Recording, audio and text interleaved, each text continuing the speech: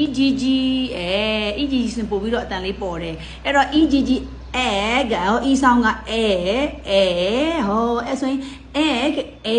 ရဲ့အတန်ကိုလို့မှတ်နော်ကို Grade 1 စနစ်တဲ့ English ပါဘာကြောင့်တင်မှာလဲဆိုတော့ things around us ဆိုတဲ့သင်ခန်းစာတင်ပါပဲကျွန်တော်တို့ပတ်ဝန်းကျင်မှာရှိတဲ့အရာဝတ္ထုများဆိုတော့ကျွန်တော်ဖြစ်ပါတယ်ကျွန်တော်တို့ပတ်ဝန်းကျင်မှာရှိတဲ့နော်အသက်ရှိသက်မဲ့အရာဝတ္ထုတွေကဘာတွေလဲဆိုလို့ရှိရင်ဆိုတဲ့ကလေးကိုအဲ့လိုပုံစံနဲ့သင်မယ်ပေါ့နော်တမမီတို့ရေမမေတို့ရဲ့ပတ်ဝန်းကျင်မှာရှိတဲ့နော်အရာဝတ္ထုသက်ရှိသက်မဲ့တဲ့အရာတွေကဘာတွေလဲဟောဒီမှာဒါတွေကဘာအကောင်လေးလဲသူကဒီစာအုပ်သူဖတ်တယ်မှာမဟုတ်ဘူးသူကဒီအကောင်ပဲကြည့်မယ် now what is this ဒါဘာကြီးလဲအဲ့ဒါငှက်ဒါကကြောင်ဒါကကြက်ဖားဒါကနွားမဒါကငါးဒါကဆိတ်ဟုတ်ပြီကြက်ဖားဒီငှက်ကလေးကို bird ကြောင်ကလေးကို cat လို့ခေါ်တယ်ကြက်ဖားကို cock လို့ခေါ်တယ်အရှိမတင်ရတယ်လေအဲ့တော့ cat ဆိုတော့ဘာတန်းနဲ့စတယ်ခလေးနဲ့စတယ်အဲ့တော့ဘာနဲ့ရေးထားလဲကြည့်ပါဦးစီနဲ့ရေးတယ်အော် beginning sound ကိုတင်တာဖြစ်ပါတယ်เนาะတခါလေအဲ့လိုတင်လို့ရတယ် cock ကြက်ဖားဖြစ်တယ်အဲ့တော့ cock လို့ပြောရင်ဘာတန်းစကြလဲခကိုကြားတယ်ခစီအတန်လို့မှန်အဲ့တော့ cock လို့ပြောရတယ်တမမီတို့ကနော်ကျောင်းမှာဆရာမကညံစမ်းနေမိလို့ရှိရင်စီနဲ့ရေးမယ်အစားမလို့ဖြေလိုက်ဟုတ်ပြီလားခေါင်းနွားမဆိုလို့ရှိရင်ခနဲ့စားတယ်စီနဲ့ရေးမယ်လို့ဖြေလိုက် fish ဘာတနဲ့စားလဲဖလာမသိဘူးမမေဟုတ်တာပေါ့ဒါဆိုရင် letter F လေးရဲ့အတန်ကိုလို့မှတ်နော်အဲ့ဒါ letter F sound goat ဘာတနဲ့စားလဲ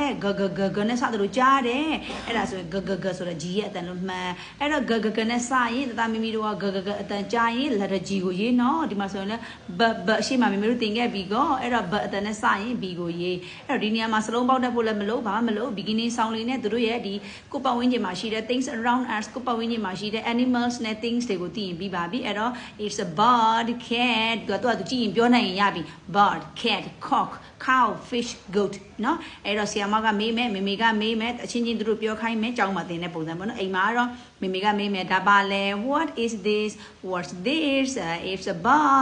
it's a bird it is ဆိုတော့ဖြေခိုင်းမှာ it is ထိုဟာဒီလို့သူ့ကိုမသင်ပါနဲ့ဒါကလို့သင်ပါအဲ့ကြမှာအင်္ဂလိပ်စကားပြောသင်တဲ့အခါမှာလွယ်မှာဖြစ်ပါတယ်ကျမတို့ဘာလို့အင်္ဂလိပ်စကားပြောခက်ခဲတာလဲ it is a bird ထိုပါဒီငှက်တကောင်ဖြစ်သည် it is a dog it is a cat ထိုပါဒီကြောင်တကောင်ဖြစ်သည်အဲ့လိုသင်ခဲ့လေအင်္ဂလိပ်စကားပြောခက်ခဲတာဖြစ်ပါတယ်ထိုဟာဒီဆိုတဲ့စာကိုနေ့စဉ်ပေါ်မှာမသုံးဘူးလေနော်မေတို့အဲ့ဒါလေးကိုသတိထားပြီးတော့မေတို့ကို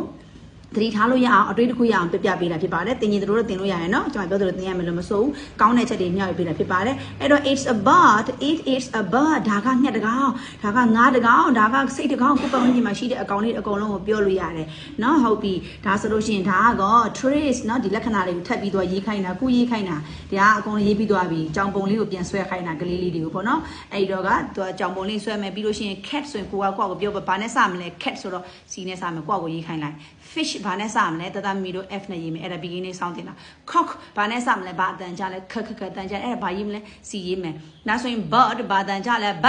အတန်ကြတယ်သူတို့ဖြေလိမ့်မယ်နော်အမှန်ကတော့ B နဲ့စမယ်ဟုတ်ပြီအဲ့ဒီမှာ small letter capital letter ထားရေးခိုင်းပေါ့အဲ့ဆိုရင် capital C small letter A ကို capital letter A capital letter small letter ကိုကျွန်တော်တို့တည်တံ့ပြန်ပြီးတော့ကျင့်ပေးစရာမလိုတော့ဒါဆိုရင်လည်း goat gဒါဆိုရင်လည်း cowခခေါင်းဟောအဲ့လိုတင်ပြီးလို့ရှင်းတသားမီလို့ရပြီအဲ့တော့ဒီသင်ခန်းစာနောက်ထပ်ဒီကြားထဲရတယ်ဒီမှာကြော်လိုက်မယ်ဘာလို့လဲဆိုတော့အဲ့ဒါတက်တော့ပြရမှာဟောဒါဆိုရင်လည်းဒါဆိုရင်ဘာလဲလဲ letter E ဟဲ့လားအဲ့တော့ E sound ကိုမပြောခင်ဒါကဘာလဲ E ဒါဘာလဲ I အဲ့တော့ဒီနေရာမှာ E နဲ့ I တန်မှာ E ရဲ့အတန် A ဆိုတာမပါဘူးဒါသူ့ရဲ့တိတက် English မှာ EAR ကိုမြင်ကျွန်တော်တို့ ear လဲဆိုလို့ရတယ် EAR ကိုမြင် A လို့လဲဆိုလို့ရတယ်ဘာကြောင့်လဲဆိုတော့ကျမတို့က PE ရဖဲလို့အတန်မထွက်ဘူး EYဒီနေရာမှာ E ကိုကျမတို့အတန်က EY ကို I ဆိုတဲ့အတန်နဲ့ယူထားဖြစ်တယ် EY က I လို့ပဲသုံးလို့နဲ့အမှန်ကတော့ E ရဲ့အတန်ကကျမတို့ကဘယ်လိုသင်လို့ရလဲဆိုတော့ဘာဒါလေးတစ်ခုကိုသူတို့ကိုသင်ပေးလိုက်ဥပမာ elephant ELEPHANT elephant တန်နဲ့စားတယ်မဟုတ်ဘူးလားဒါဆိုရင်ဆိုတာ had E ရဲ့အတန်လို့မှတ်သားတို့သမီးတို့ရေ E ကိုဘယ်လိုရေးမလဲ how to write letter E ဒီနေတော့ small letter E တစ်ချိန်မဲ့ဟော F နဲ့အဲ့လိုတင်လိုက်အဲ့တော့ F ရဲ့အတန်ကိုဘာလို့မပြောခင်မှာ this is fan ဒါက fish fan ဆိုတော့ဘာအတန်ကြားလဲ